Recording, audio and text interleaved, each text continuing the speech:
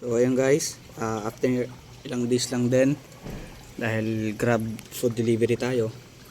Ayan, change oil ulit dahil ayun, pansin nyo, itim nyo, 1,500 yan mahigit. So ang gamit nating yan langis is Shell Advance 800 ml 4 stroke 10W40. So halos ano ko na to, mag 1 year ko ng gamit dahil ito ngayon December is 1 year na din. So ngayon change oil na tayo, let's go. Okay guys, lagay na natin langis. Syempre make sure kailangan sarado na yung ilalim ha bago kayo maglagay. May nakalimutan nyo, tatagos yung langis sa ilalim sa sahig. Saka madali lang naman mag ng langis, bilhin na lang kayo sa Shopee ng ganito, imbudo. Kailangan nyo lang din ng long nose, pantanggal ng nito, takip. Syempre kailangan ng tools ha.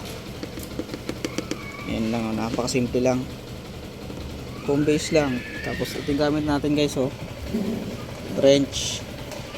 Ang size ng ating ilalim stock ay 12mm. Nandito sa ilalim yan ha, ilalim. So Honda Click ito 125. Tapos na ata.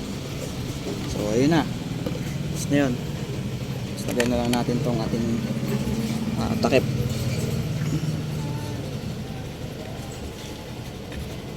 Yun. Make sure na medyo mahigpit, baka kasi biglang may bukas nito.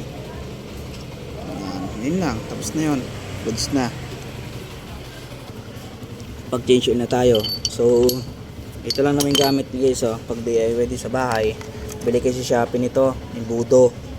Tapos ayan, kailangan may kayo, may wrench din.